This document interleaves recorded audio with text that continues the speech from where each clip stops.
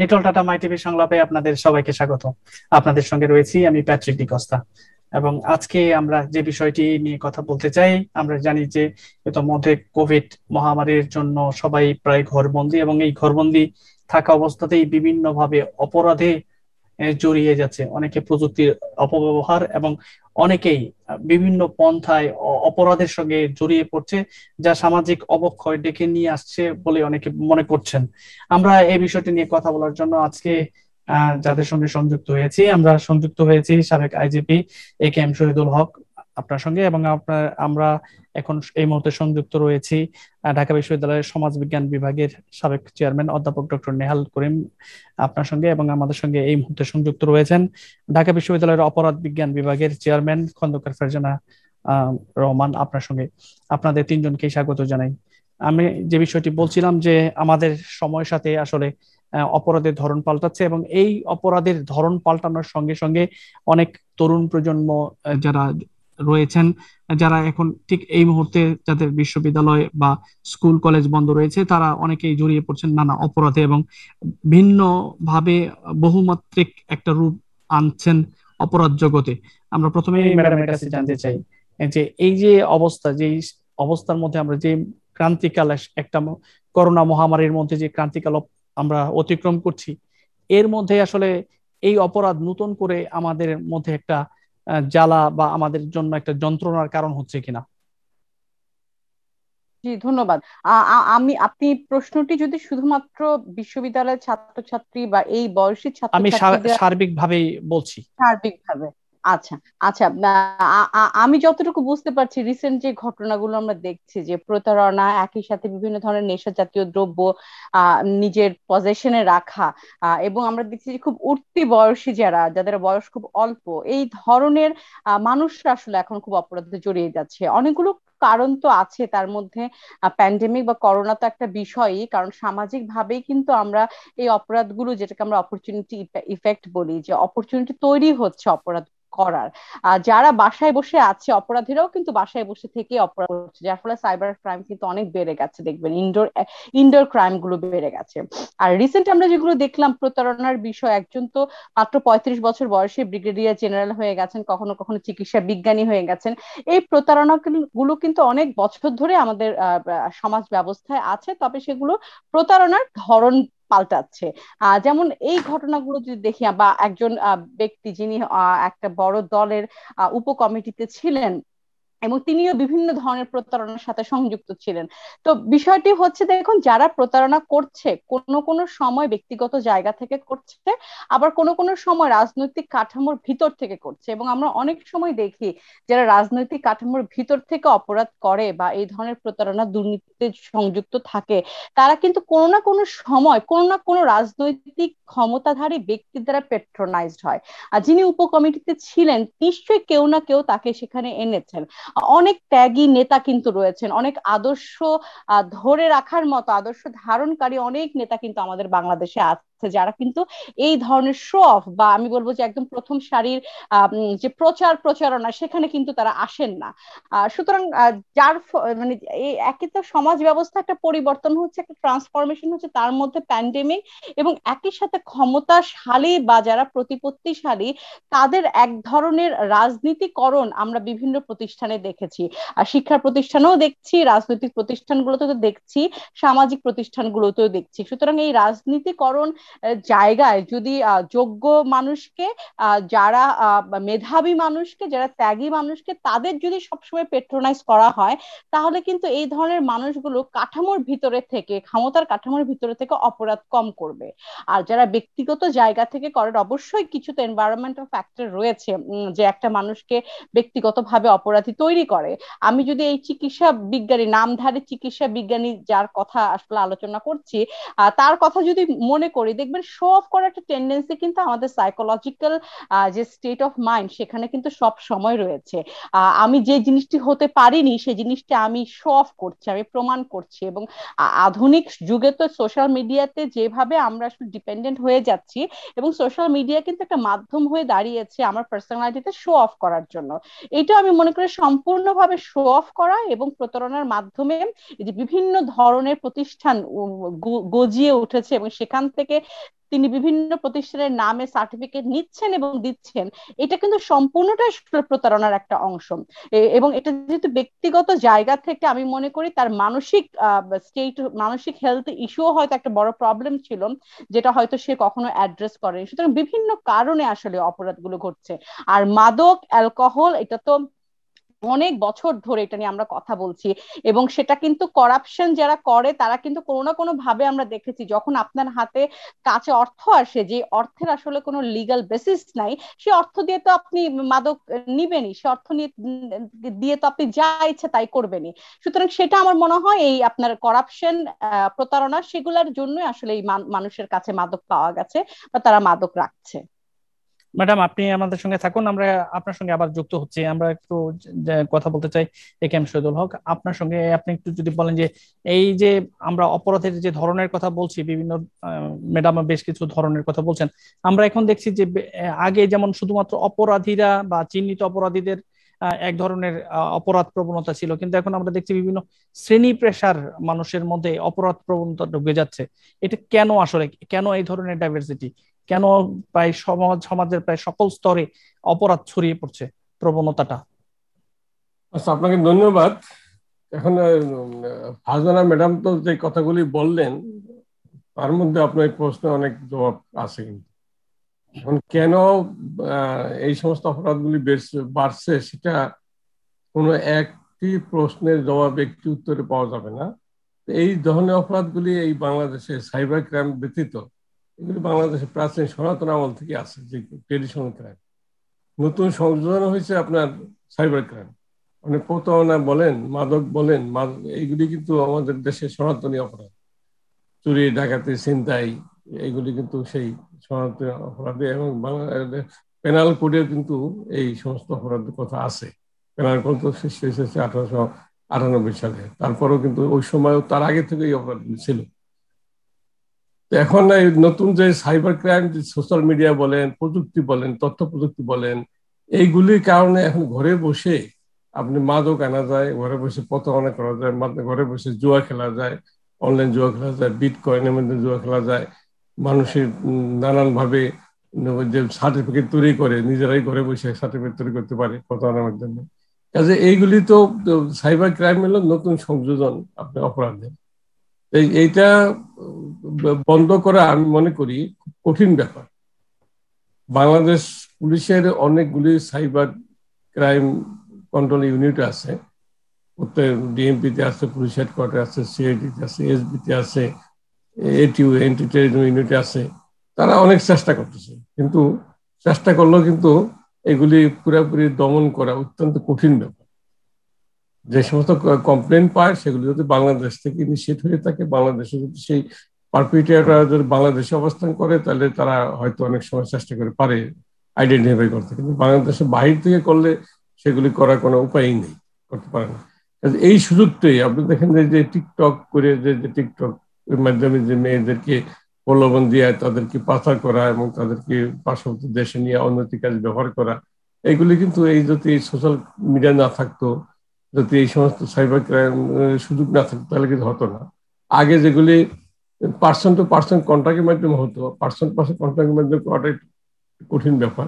কিন্তু ঘরে বসে ক্রাইম করা, একেবারে আপনি মাদক আনবেন সে সুইডেন থেকে, এখানে বসে আপনি অর্ডার দিবেন প্রযুক্তির মাধ্যমে এবং তারা পার্সেল করে পাঠিয়ে দিবে। এটা তো অত্যন্ত সহজ হয়ে গেছে। যেমন বৈধ পথে পোস্টাল পার্সেলের মাধ্যমে চলে আসবে, আর আসে সেগুলো তো অনেক সময় ধরা পড়ে যায়। কিন্তু পোস্টাল মাধ্যমে পার্সেলের মাধ্যমে যখন মাদক আসবে, তখন তো হচ্ছে আইন শৃঙ্খলা বাহিনী এগুলি তো স্ক্যানিং করে ধরা খুব কঠিন। এখন যেহেতু এগুলি ডিটেকশন হয়েছে, এখন হয়তো একটা ডিভাইস বের হয়ে যাবে যে কিভাবে এই পার্সেলগুলি স্ক্যানিং করে মাদকের কে শনাক্ত করা যায়। ডগ স্কোয়াড আছে ভিন্নভাবে, এগুলো তো প্রশিক্ষণ দিতে হবে। নতুন নতুন ক্রাইম যখন আবিষ্কার হয়, তা প্রতিরোধের জন্য, তার বিরুদ্ধে যুদ্ধ করার জন্য কিন্তু আবার ব্যবস্থা কিন্তু তৈরি করে নিতে হয়। আর যদি ক্রাইম নতুন লোকসভাকে না আসে, তখন তো তার বিরুদ্ধে ফাইট করার মতো আইন শৃঙ্খলা বাহিনী বসতে পারে না। তাই গোয়েন্দা সংস্থা যারা আছে তারাও কাজ করছে, বিশেষ করে পুলিশের গোয়েন্দা সংস্থা, এবং অনেক কিছু অজানা কাহিনী যেগুলি মানুষ জানে না, সেই সমস্ত কাহিনী কিন্তু অনেক সময় গোয়েন্দা সংস্থা বের করে। এবং আপনি দেখেন অধিকাংশ কিন্তু এই যে সম্পত্তি যে মাদকের যে ব্যাপারটা, এটা কিন্তু পুলিশি গোয়েন্দা সংস্থাই কিন্তু নানান কৌশলে বের করতে সক্ষম হয়েছে, এদের মধ্যে ব্যবস্থা নেওয়া হয়েছে। এগুলি এখন ব্যাপক আকারে ছড়ায় যায় নাই। কাজে ব্যাপক আকারে ছড়ায় যেহেতু যায় নাই, এখন এটা আপনার স্টার্টিং যখন ধরা পড়ছে, আমার মনে হয় এই মাদক যেটা অনলাইনে এই সমস্ত মাদকগুলি কালেকশন করা হচ্ছে, এইগুলি এখন এত সহজ হবে না। তবে এই যে আপনার সার্বিক বিষয়, সমাজ তো পরিবর্তনশীল, সমাজকে পরিবর্তন তো মানুষ রোধ করতে পারে না। এই পরিবর্তনে অনেক ফ্যাক্টরগুলি থাকে, তার মধ্যে যে আপনার এই যে প্রযুক্তি, ইনফরমেশন টেকনোলজির একটা বড় ফ্যাক্টর, তারপরে আকাশ সংস্কৃতি, আপনাদের ইলেকট্রনিক্স মিডিয়া, এটা একটা ফ্যাক্টর। তারপর মানুষের মন মানসিকতা, এই বৈজ্ঞানিক আবিষ্কার একটা ফ্যাক্টর হচ্ছে, তা থেকে মানুষের চিন্তা চেতনা, তাদের আধুনিকরণ, সবকিছু মিলেই কিন্তু সমাজের পরিবর্তন আসে। আর এই পরিবর্তনের সাথে কিছু নেগেটিভ যারা সুযোগ নেয়, নিজের ব্যক্তির স্বার্থে অপরাধ করে, অন্যের ক্ষতি করে সুবিধা নিতে, এই শ্রেণী কিন্তু এই প্রযুক্তিরই ব্যবহার করে থাকে। এই প্রযুক্তির মাধ্যমে তারা এগুলি করে থাকে। তাহলে আমরা যে জিনিসগুলি বলবো যে কেন বাড়তেছে, আর এখন এই যে প্যান্ডামিক, করোনা প্যান্ডামিকের কারণে মানুষ ঘরে বসে আছে, তাদের ঘর থেকে বের হতে পারছে না, অনেকে কাজকর্ম বন্ধ হয়ে গেছে, তাদের স্বাভাবিক পেশাগত পালন করতে পারছে না। এই সুযোগে ঘরে বসে অনেক সময় আসছে অলস মস্তিষ্ক শয়তানি কারখানা। তো এই সেগুলি বিশেষ করে আমাদের যুবক শ্রেণী যারা আছে এবং যারা অতীতে অপরাধের সাথে প্রবণতা ছিল, যাদের মধ্যে আপনার ঈদ বা ঈদের প্রভাবটা বেশি, ইগু বা সুপার ইগুর প্রভাবটা কম, তারা কিন্তু এই অপরাধগুলি বেশি করে এবং তাদের মাধ্যমে এগুলি হয়। তো অপরাধ সমাজ থেকে নির্মূল করা সম্ভব না, সমাজ থাকবে এবং অপরাধের বিরুদ্ধে ব্যবস্থা নিতে হবে। তো আমরা আপনার কাছে আবার আসবো। আপনি যে কথাগুলো বলছেন যে আমাদের অপরাধ নির্মূল করা সম্ভব না, কিন্তু অপরাধকে দমন করা বা অপরাধকে কন্ট্রোলের মধ্যে নিয়ে আসার সুযোগ হয়তো রয়েছে। আমরা ইতিমধ্যে আমাদের সঙ্গে সংযুক্ত হয়েছেন বাংলাদেশ ক্রাইম রিপোর্টার্স অ্যাসোসিয়েশনের সাবেক সভাপতি, দৈনিক ইত্তেফাকের নগর সম্পাদক আবুল খায়ের। আপনাকে স্বাগত। আমরা একটু নেহাল করিম স্যারের সঙ্গে কথা বলতে চাই। স্যার, আপনি এতক্ষণ শুনছিলেন যে কিভাবে আসলে এই অপরাধের যে ভিন্ন একটা প্রভাব আমরা দেখছি, বিভিন্নভাবে বহুমাত্রিক একটা অবস্থাতে গিয়ে পৌঁছেছে অপরাধ। সেক্ষেত্রে আমরা সর্বশেষ শুনেছি যে আইজিপি মহোদয় বলেছেন যে এটাকে নিয়ন্ত্রণ করা সম্ভব। তাহলে আমরা যদি নিয়ন্ত্রণ করা সম্ভব হয়, তাহলে আমাদের সামাজিকভাবে এটা বিস্তৃতি রোধ করার জন্য আমরা এখন কি কোনো পদক্ষেপ নিতে পারি? যেটা ইতোমধ্যে আমরা দেখছি যে প্রযুক্তির অপব্যবহার বেশ ঘরে ঘরে পৌঁছে গেছে। এই মুহূর্তে কি সেই সুযোগ এখনো রয়েছে? সুযোগ রয়েছে, তবে প্রশ্ন যেটা করলেন এটা কিন্তু মানে ব্যাপক, এক কথায় তো উত্তর দেওয়া যায় না। যাই হোক, দেওয়ার চেষ্টা করছি।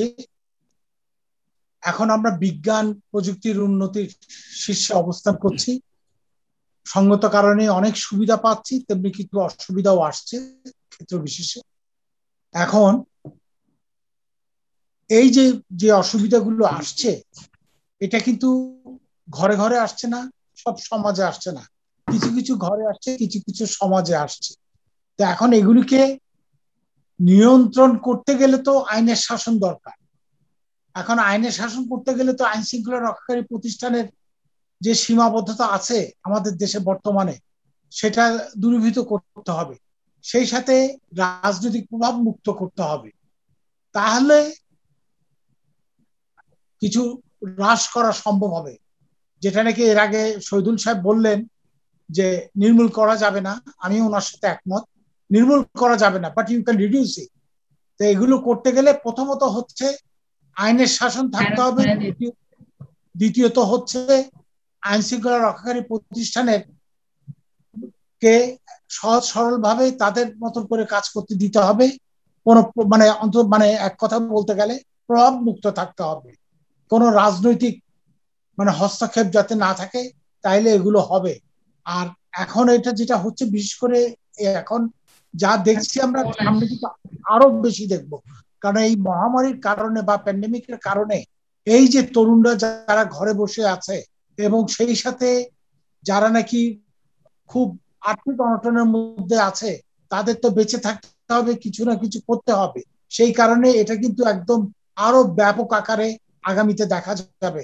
এটা যে একেবারে প্যান্ডেমিক চলে মানে সহজে যাচ্ছে না বোঝা যাচ্ছে, কাজেই এগুলো থেকে যাবে। এখন সরকারকে সিদ্ধান্ত নিতে হবে কিভাবে মানে পরিকল্পিত উপায় এই যে যত ধরনের অসামাজিক ঘটনা বা কর্মকাণ্ড ঘটছে কিভাবে এগুলোকে হ্রাস করা যায়। এবং হ্রাস করতে গেলে আমি মনে করি একটা জাতীয় পর্যায়ে একটা কমিটি করে সবাই মতামত সহকারে একটা পরিকল্পনা নির্ধারণ করা উচিত বা একটা নীতি নির্ধারণ করা উচিত, যেটা দিয়ে সরকার এগোবে। না হলে কিন্তু এটা একেবারে আরো বেশি, এখন তো কিছুই না, আগামীতে আরো বেশি ব্যাপক আকারে দেখা দেবে বলে আমি মনে করি। স্যার আপনাকে ধন্যবাদ দেই আমরা। নগর সম্পাদক দৈনিক ইত্তেফাক আবুল খায়ের, আপনার কাছে আমার প্রশ্ন যে আমরা যখনই দেখি যে কেউ গ্রেপ্তার হয়েছে তখন আমরা দেখি যে বিভিন্ন পত্র পত্রিকায় গণমাধ্যমে বেশ ফিরিস্তি আসছে, বিভিন্ন ভাবে তুলে ধরা হচ্ছে একজন অপরাধীর অপরাধ বিষয়টা, কিন্তু সামগ্রিকভাবে আসলে অপরাধের যে বিস্তৃতি আমরা দেখি সেটা সারা বছর ধরে বা কেউ গ্রেপ্তার হওয়ার আগে কেন বিষয়গুলো জানানো হয় না বা আমরা কেন জানতে পারি না? বিশেষ করে আপনার কাছে প্রশ্ন একজন গণমাধ্যম কর্মী হিসেবে যদি আপনি আমাদেরকে বলেন। ধন্যবাদ। এর আগে ওনারা আলোচনা করছেন অনেক কিছু, হয়তো আমার শোনা হয় নাই। তো যেটুক শুনছি শহীদ ভাই আলাপ করছেন, পরবর্তী যে উনি আমাদের একজন বিজ্ঞ লোক উনি আলাপ করলেন। তবে এখন আপনি যেটা বললেন যে অপরাধের যে ধরন, টেকনোলজি যত পরিবর্তন আসবে আর অপরাধের ধরনও তত পরিবর্তন হবে, তত আপডেট হবে, তত আধুনিক হবে। তবে এখন আমাদের দেশে যে অপরাধের কথা বললেন, যে নারীদের নিয়ে আপনার কথা যে ইঙ্গিতে বোঝা গেল যারা অ্যারেস্ট হয়েছে গ্রেপ্তার, তাদের কথাই তো বোঝাচ্ছেন আমাকে। তো আমি সামগ্রিকভাবে বলছি যে যখনই কেউ গ্রেপ্তার হচ্ছে আমরা দেখছি যে গণমাধ্যম তাদেরকে আসলে কথা বলছে। এরা কিন্তু এক শ্রেণীর এগুলির পৃষ্ঠপোষক হলো এক শ্রেণীর রাজনৈতিক নেতারা। কারণ শুধু এই সরকার আমলে নয়, আমি বিএনপির আমলেও দেখছি, যখন সচিবালয়ের একবার আমি 63 জন সুন্দরী নারীর উপরে রিপোর্ট লিখছি। ওদের কাজ হলো সচিবালয়ে কখন যাইবে 2টার পরে গিয়ে সেখানে তদবির বিভিন্ন ধরনের বড় বড় তদবির ফাইল ছুটিয়ে আনা। এগুলি শুধু এই সরকার আমলে নয়, সবসময়। আর এটা এই অবস্থা কিয়ামত পর্যন্ত যতদিন পৃথিবী আছে, নারী পুরুষ আছে, আর এই ধরনের কার্যক্রম, আর্থিক লেনদেন বা বিভিন্ন ধরনের তদবির থাকবে, প্রশাসন থাকবে, এটা কিয়ামত পর্যন্তই থাকবে। এটা তবে এটার একটা শেষ আছে, এটাকে একটা পর্যায়ে আনতে হবে বা আমাদের সোসাইটিকে এই জন্য আসতে হবে এটি রাজনৈতিক নেতা কর্মীদের। কারণ আজকে হেলেনার কথা বলি আর পিয়াসার কথা বলি, তারপর মোর কথা বলি, এরা কারা? এরা কাদের দ্বারা সৃষ্টি? কিভাবে ওরা এই সমাজের মধ্যে এত বিস্তৃতি হলো? আমাদের দেশে এক শ্রেণী, এদের নেপথ্যে আসে আমাদের দেশে এক শ্রেণীর লোকের হঠাৎ পয়সা হয়ে গেছে, অনেক টাকা পয়সার মালিক হয়ে গেছেন, এবং কিছু আছেন উত্তরাধিকার সূত্রে টাকা পয়সার মালিক, তার বাবাটা বা নাই হয়তো মারা গেছে অথবা নিজে ব্যবসার অংশীদারিত্ব হয়েছেন। এখন এই যুবক, একটা ইয়াং শ্রেণীর ব্যবসায়ী, এই তরুণরা যখন আসছেন, তারা এদের সাথে আবার সম্পৃক্ত আছেন। আমরা হয়তো প্রকাশ করি না বা পত্রিকা অনেক কিছু লেখি না, না জেনেও আমরা অনেক কিছু হয়তো বা সামাজিক কারণে হোক বা অন্য কোনো কারণে হোক, বা এটাকে আমরা সেইভাবে এটা প্রকাশ করি না, আর কিছু প্রমাণেরও প্রয়োজন আছে। কিন্তু যতটুকু আমরা বিভিন্ন ইন্টেলিজেন্স বা বিভিন্ন আইন শৃঙ্খলা বাহিনীর মধ্যে যতটুকু পাই, ওই একটা শ্রেণী আসে, এলিট শ্রেণীর সন্তানরা এটার সাথে সম্পৃক্ত আছে। এরা করে কি, এদেরকে পুঁজি করে ওরা হয়তো ওই এলিট শ্রেণীর শিক্ষিত তরুণ ছেলেরা, তারা বুঝা হোক না বুঝা হোক, ওদের সাথে সম্পৃক্ত হয়। ওরা যে ওদের একটা যে রঙ্গমঞ্চ আছে, যেটা আমাদের ভাষায় আমরা বলি, তাদের বাসা বাড়িতে বিভিন্ন ধরনের মনোরঞ্জন করার ব্যবস্থা আছে, সেখানে তারা যায়, সন্ধ্যার পরে গিয়ে যায়, পিয়াসার বাসায় সেখানে গিয়ে তো পুলিশ পাইছে, সেখানে আলাদা বার্স আছে, এরকম তারা নিয়ে সেখানে একটা পাতে আর কি, আগের থেকে মানে মক্কেল ধরার কল পাতে যে হ্যাঁ আমি তাদের দিয়ে ইনকাম করবো, এরকম একটা তাদের মনোমানসিকতা থাকে। তখন ওই ছেলেদেরকে আসলে তাদের বিভিন্ন আস্তে আস্তে এখানে তাদের সাথে তাদের এখানে আসার জন্য সুযোগ করে দেয়। তারা আসেও রাতের বেলা বা দিনের বেলা হোক, তাদের সাথে আইসা থাকে। এখানে বিভিন্ন ধরনের নাচ গান বা বার টার আছে, সবকিছুই চলে এখানে। আস্তে আস্তে এরপরে তারা কৌশলে সেখানে ক্যামেরা ফিট করে তাদের কিছু আপত্তিকর ছবিও তারা এটা সংগ্রহ করে তাদের পরিবারের কাছে পাঠায়, আর নাহলে ভয় দেখায় যে এই যে দেখো এই ছবি কিন্তু তোমার পরিবারের কাছে দেবো। আজকে এই ঘটনাটা বাহির হয়েছে, কিন্তু এটা কি আমাদের দেশে আইন শৃঙ্খলা বাহিনী বা গোয়েন্দা ইন্টেলিজেন্সরা জানতো না এরা কারা, কিভাবে এদের উৎপত্তি হয়েছে? অজভাইয়ের গাছের একটি গ্রামের মেয়ে, মধ্য শ্রেণীর একটা মধ্য পরিবারের একটা মেয়ে হঠাৎ করে এত হাজার শত শত কোটি টাকার মালিক হয়ে গেল, এমনি হয়ে গেলেন? এই যে চেইন অফ কমান্ড এতদিন যে বিস্তৃতি হলো, এটা কি সবাই ঘুমিয়েছিল?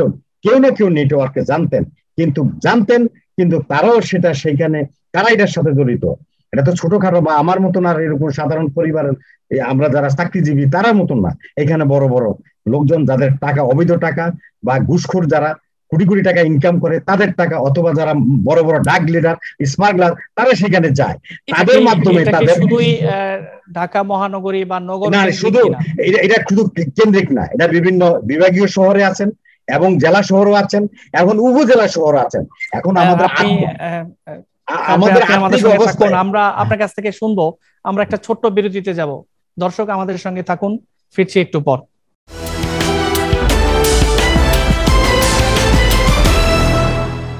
নেটওয়ার্ক টাটা মাই টিভি সংলাপে আবারও আপনাদের স্বাগত। বিরতির আগে কথা বলছিলেন জনাব আবুল খায়ের, আপনার কাছে আবার আসছি। আপনি বলছিলেন যে এটা শুধু রাজধানী নয়, অপরাধ প্রবণতাটা এখন, বা আপনি কিছু গোষ্ঠীর কথা বলছিলেন যারা বিভাগীয় শহর, জেলা শহর, উপজেলা শহর পর্যন্ত ছড়িয়ে গেছে। আসলে এটা কি শুধুই অল্প কিছু মানুষের মধ্যে, বা তারা পর্যায়ক্রমে অন্যান্য বিশেষ করে সহপাঠী বা তরুণ প্রজন্মের অন্যান্য গ্রুপের মধ্যে ছড়াচ্ছে এই আপনি যে অপরাধ প্রবণতার কথা বলছেন, সেই অপরাধ প্রবণতাটা? একদিকে করোনা ভাইরাস চলছে, এখন মানুষ এবং আমাদের সন্তানরা হলে এখন গৃহবন্দী, তারা কোথাও যাচ্ছে না, তারা মোবাইলের সাথে, এখন মোবাইলের দিয়ে অনেক কিছু অপরাধ করার সুযোগও আছে এখানে। এরপরে আপনার হাত বাড়াইলে পাওয়া যায় ড্রাগ, নানান, এবং ড্রাগ এখন ইয়াবাটা এখন পাড়া মহল্লায় এমন কোন জায়গা নাই ইয়াবা নাই যেখানে ইয়াবার সাথে যুবক শ্রেণী গ্রামের বাড়িতে গেলে প্রতি পাড়া মহল্লায় প্রকাশ্যে এখন ইয়াবা বিক্রি হচ্ছে। ইয়াবা একটা নীরব ঘাতক, পুরা তরুণ সমাজকে ধ্বংস করে দিচ্ছে। ইয়াবার সাথে সম্পৃক্ত হলো অপরাধ, এবং এই ইয়াবার টাকা সংগ্রহ করতে গেলে তাকে বিভিন্ন অপরাধের সাথে জড়াইতে হবে, এবং ইয়াবাখোর যারা বা মাদকাসক্ত যারা, তাদেরকে দিয়ে যে কোনো অপরাধ করা যেতে, কিলিং এর মতন জঘন্যতম কাণ্ড করাইতে পারবে। এবং যে নারী দর্শনের, নারী নির্যাতনের ঘটনা ঘটছে, এ মাদকও একটা ফ্যাক্টর। বড় বড় ধরনের যে অপরাধ করছে, অপরাধের মেইন উপকরণই হলো মাদক একটা। এরপরে আপনার যেটা আসছে আমাদের সামাজিক কালচার, যেটা আমি বলতেছিলাম, বিভিন্ন রাজনৈতিক প্রেক্ষাপটে যে অপরাধীরা, এই যে মনিয়ার মতন, তারপর কিছুদিন আগে পরিমণি, এরকম বড় বড় আলোচিত ঘটনারা আসছে, দেখছেন তো তাদের পিছনে কারা কারা জড়িত বেরিয়ে আসছে। এই আমাদের দেশে এক শ্রেণীর পলিটিক্যাল নেতারা, যা পলিটিক্যাল দলের নেতারা, আওয়ামী লীগ এবং আওয়ামী লীগের সরকার, বর্তমান যে আমাদের যে আওয়ামী লীগের সরকার এবং যাদের নেতৃত্বে দেশ স্বাধীন হয়েছেন, তারা যেই দেশকে সারা আন্তর্জাতিক মানদণ্ডে নিয়ে গেছেন আর্থিকভাবে এবং সুনামের দিকে, সব দিকে, কিন্তু এই এক দলের মধ্যে এক শ্রেণীর লোক, নেতাকর্মী এই সমস্ত নারীদের সাথে জড়িয়ে এবং তাদেরকে পদ পদবি পর্যন্ত দিতে দ্বিধা করে নাই, এবং তারা এই দলকে ভাঙিয়ে আপনার যত ধরনের দলের প্রভাব খাটিয়ে তারা তাদের অপরাধকে ঢেকে দেয়, এবং সেখানে আইন শৃঙ্খলা বাহিনী এবং বিভিন্ন ধরনের তারা প্রশাসনিক সুযোগ সুবিধাও পেয়ে থাকেন। যখন আজকে সেই দলের কোনো না কোনো নেতার সন্তান বা কারো কোনো মাসুলম্যানের লোক এফেক্টেড হয়, তখন এটা আপনার তখন আইন শৃঙ্খলা বাহিনী এবং সব দিকে একটা নাড়া পড়ে, এবং তখনই এটা একটা অ্যাকশনে যায়। আজকে ঠিক তাই হয়েছে। এই পিয়াসার ঘটনায়, মোহর ঘটনায়, এরকম কেউ না কেউ, আমার যেটা আমি দীর্ঘদিনে ক্রাইম রিপোর্টিং এর সাথে জড়িত, অপরাধ বিষয় করে আসছি, কেউ না কেউ পিছনে এরকম ভাবে জড়িয়ে গেছিল। আজকে সেই মাসুলম্যান অথবা সেই ক্ষমতাধর লোকদের আজকে তাদের কারণে আজকে এটা সেই অপরাধ, আজকে তার এই একটি অপরাধ আবার আমরা মিডিয়াতে প্রকাশ পেয়েছে। এরকম বিপুল সংখ্যক অপরাধ আছে যেটা আমাদের সমাজে এটা একটা ক্যান্সারের মতন ছড়িয়ে পড়ছে। তাই এটা কিন্তু শুধু এই আওয়ামী লীগ সরকার না, প্রতিটি সরকার আমলে এই ঘটনা ঘটছে। আওয়ামী লীগ সরকার পারবে, এই মাননীয় প্রধানমন্ত্রী পারবে, যার কোনো ছায়া নাই পাওয়া নাই, যিনি আজকে করোনা নিয়ন্ত্রণে অন্যান্য বিশ্বের কোনো দেশও পারে নাই, এবং উনি একই সাথে অর্থনীতির চাকাও ঠিক রাখছেন এবং টিকাও দেওয়া শুরু করছেন। বিশ্বের এখনো পর্যন্ত 130টা দেশ টিকা দিতে পারে নাই, কিন্তু বাংলাদেশ সেটা টিকা দিচ্ছেন এবং গণহারে শুরু করছেন।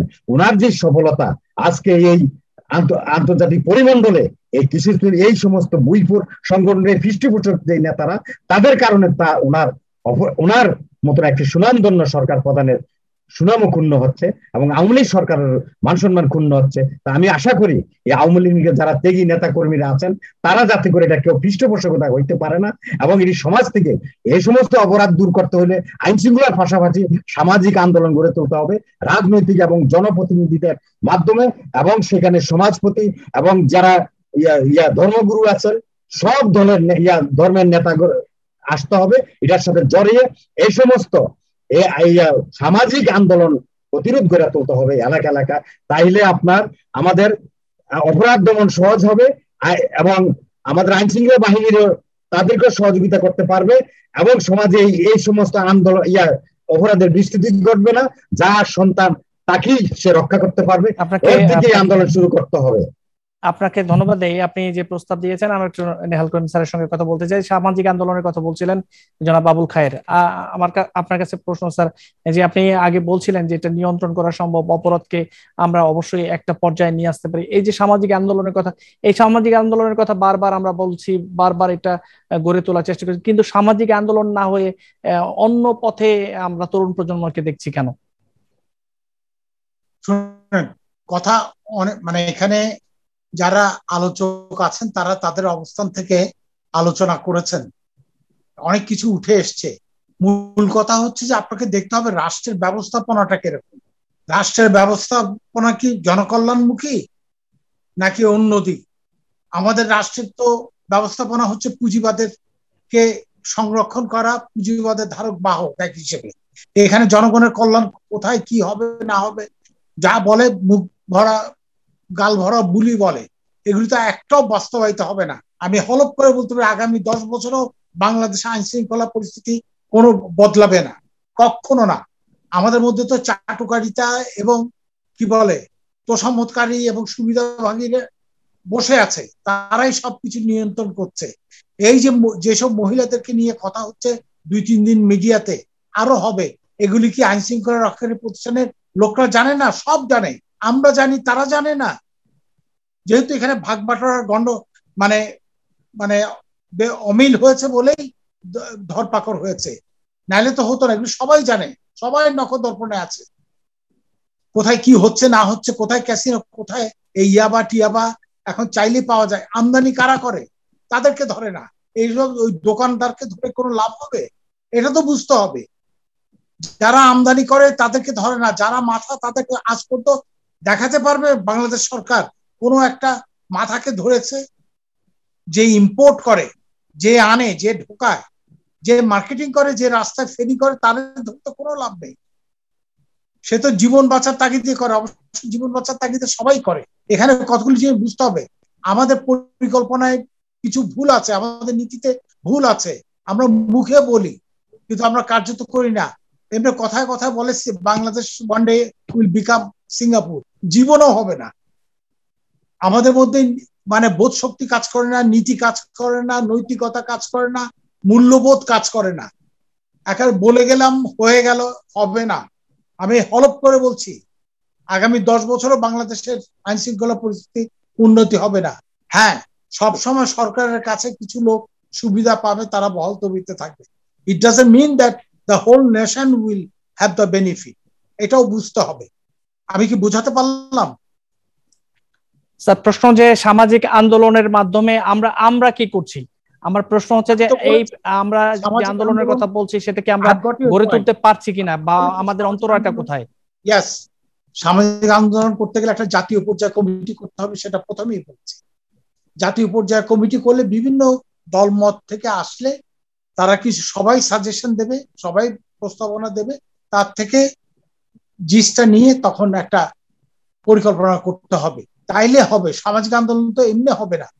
এটাও ঠিক সরকারের একার পক্ষে এগুলো নিয়ন্ত্রণ করা সম্ভব হবে না। এখানে আমাদের সমাজে যারা নেতা আছে, এলিট শ্রেণী আছে, এদেরকে নিয়ে সাথে নিয়ে সাংবাদিক, শিক্ষক, এই যে এলাকার বুদ্ধিজীবী এবং সরকারের প্রতিনিধি যারা আছে সবাই মিলে এলাকা এলাকা কমিটি করে দিলে তাহলে হবে। আমার এলাকায় কারা কি করে আমি জানি না, সেগুলো এটা অত্যন্ত জরুরি নিয়ন্ত্রণে রাখাটা, নাহলে কিন্তু দেশ একেবারে উছনে যাবে। এই যে যারা করে এগুলো কিন্তু সবাই সবকিছু জানে। আমি মনে করি আইন শৃঙ্খলা রক্ষাকারী প্রতিষ্ঠান জানে না সরকারের কত রকমের কি ডিবি আছে, এসবি আছে, এরা জানে না হতেই পারে না, সব জানে। এখন এখানে হচ্ছে কে কতটুকু কার্যকরী ভূমিকা নেবে, আবার তো উপর থেকে নির্দেশ আসতে হবে, ধরবে কি ধরবে না, কত রকমের বাধা, এগুলো আমরা সবাই সব জানি। কাজে এখন সরকারকেই ঠিক করতে হবে কি করবে। স্যার আপনাকে ধন্যবাদ দিই। আমরা একটু কথা শুনবো শহীদুল হক, সাবেক আইজিপি। আপনার কাছে প্রশ্ন, যে সামাজিক আন্দোলনের যে কথাটা আমরা বলছিলাম, যে সমাজকে পরিবর্তনের জন্য সবাইকে নিয়ে, যে নেহাল স্যার বলছিলেন যে একটা কমিটির কথা বা সবার মিলে একটা অংশগ্রহণমূলক কর্মকাণ্ডের কথা, সেক্ষেত্রে কি এই ধরনের কাজ কি আমরা সরকারের পক্ষে দেখি নেই, বা আগে কি কখনো হচ্ছিল না? দেখেন, যেগুলি সামাজিক সমস্যা, এগুলি সমাজকে এগিয়ে আসতে হবে।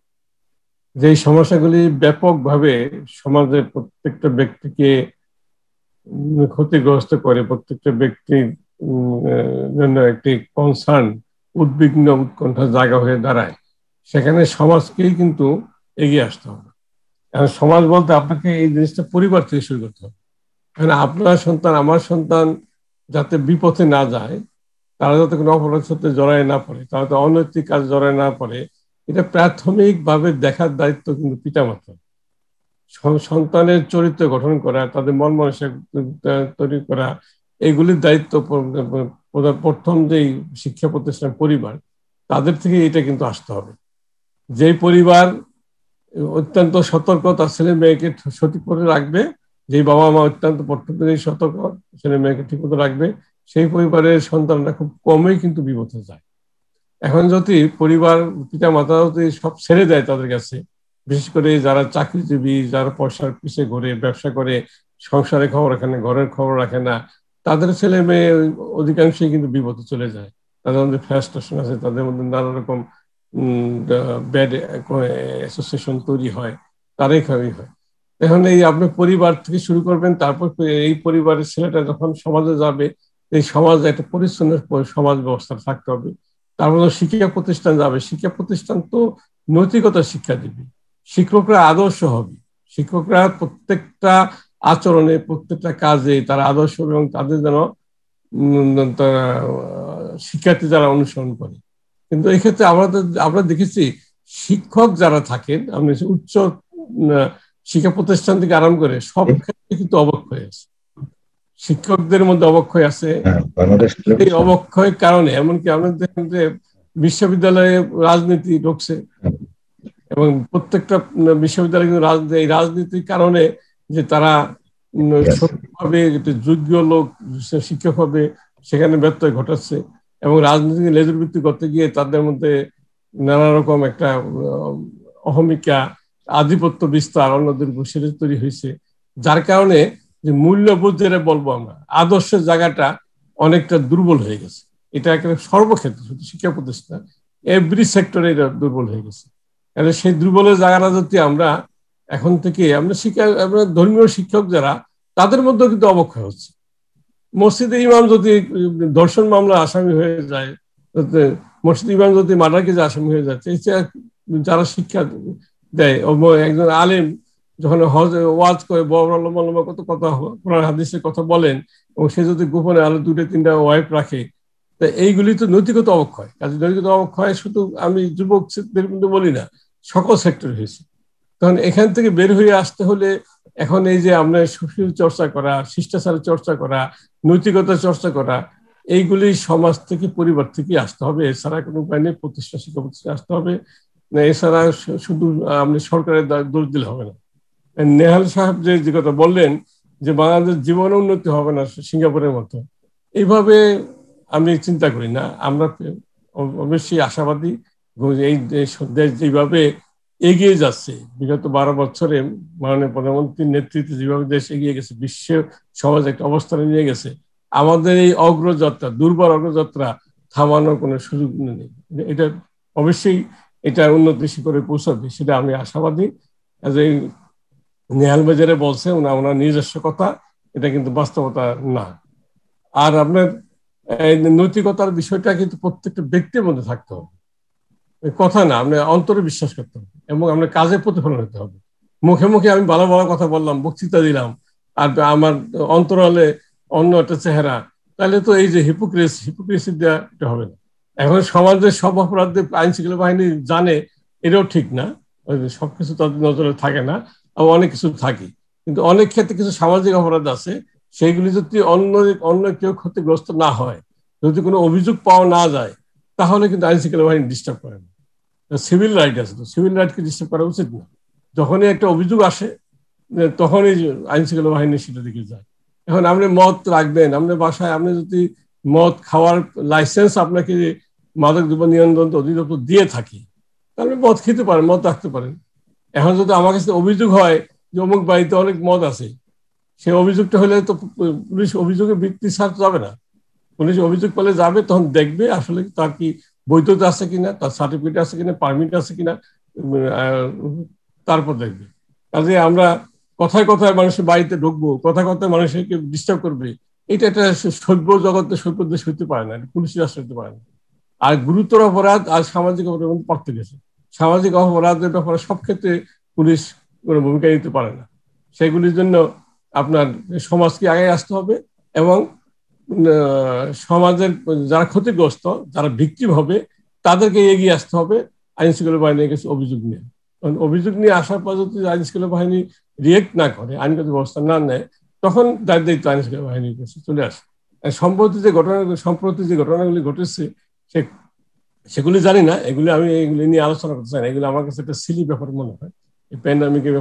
প্যান্ডামিকের সময় এই ধরনের ঘটনা, এটা কতটুকু জরুরি ছিল আমি জানি না। নেপথ্যে হয়তো কোনো অভিযোগকারী ছিল যে ক্ষতিগ্রস্ত ব্যক্তি, ভিকটিম ছিল, যার কারণে এটা করছে। না হলে পুলিশ তো এট দেয়ার ওন এই সময় এইসব সিলি ব্যাপার নিয়ে মাথা কামানোর কথা না।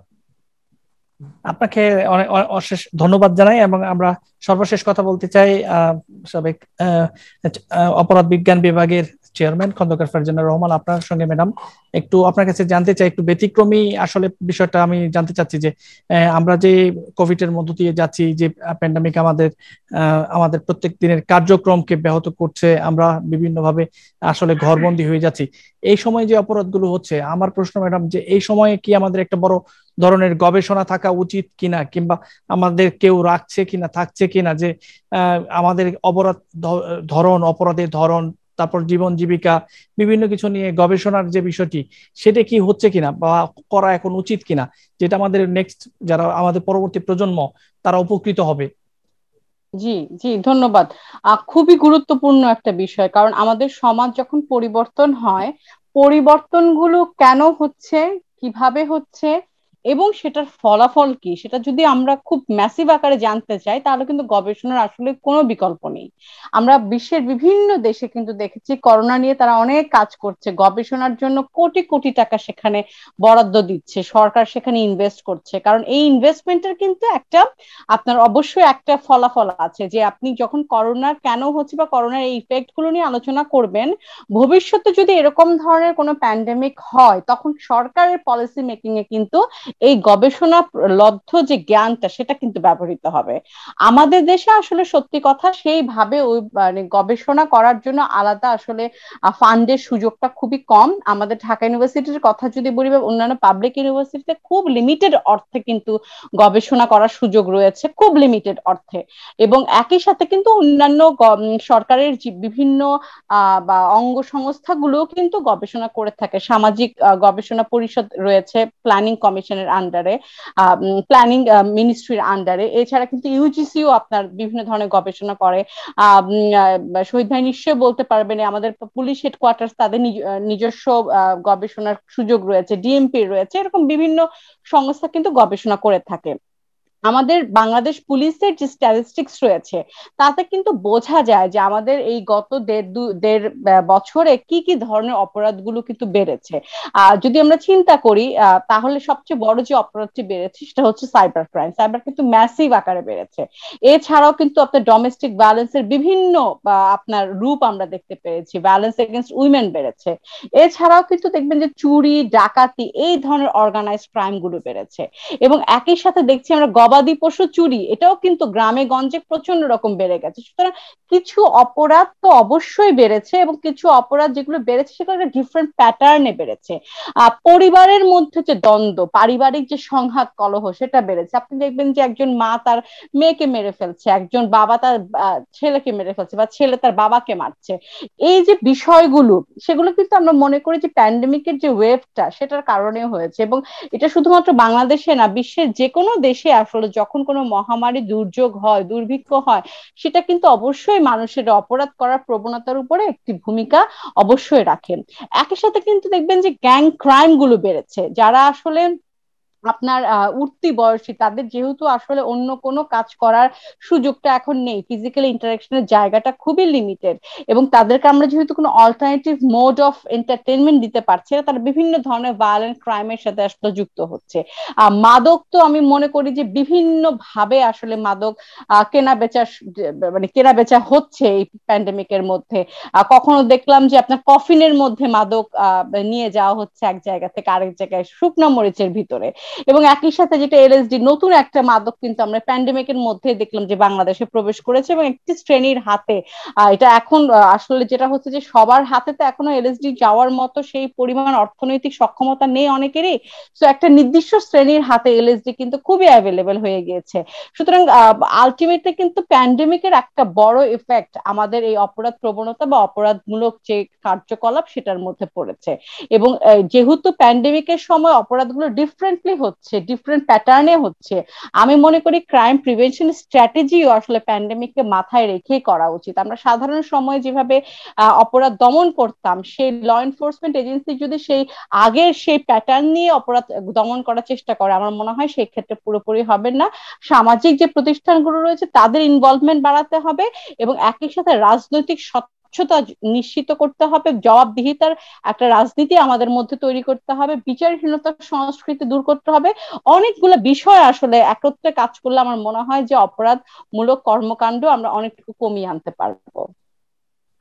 আপনাকে অশেষ ধন্যবাদ দেই ম্যাডাম। আমরা যে আলোচনা করেছি, এই আলোচনার আসলে আপনি যে শেষ অংশে বলেছেন যে আমাদের মধ্যে আসলে সেই পরিবর্তনও দরকার, গবেষণার পাশাপাশি আমাদের সেই গবেষণা থেকে প্রাপ্ত তথ্যকে কাজে লাগানো, এবং যেহেতু প্যান্ডেমিকে অনেক অপরাধ প্রবণতার ধরন পাল্টেছে, সুতরাং সেগুলো প্রিভেনশনের জন্য আমাদেরকে সম্যক যে ধারণাটা দরকার, যে পরিকল্পনা দরকার, সেই পরিকল্পনা হয়তো নেওয়া দরকার। আমরা চাই যে সবাই অপরাধ প্রবণতাকে দূরে রেখে সমাজকে সুস্থ এবং সুন্দরের দিকে নিয়ে যাবে, এটা আমাদের সকলের প্রত্যাশা। এই ছিল আজকে আমাদের আলোচনা। আজকে আমাদের আলোচনায় আপনারা যারা অংশগ্রহণ করলেন, আপনাদের চারজনকে ধন্যবাদ, এবং আপনাদেরও ধন্যবাদ যারা এই অনুষ্ঠান দেখছেন। সবাই ভালো থাকুন, সুস্থ থাকুন, নিরাপদে থাকুন। সবাইকে শুভরাত্রি।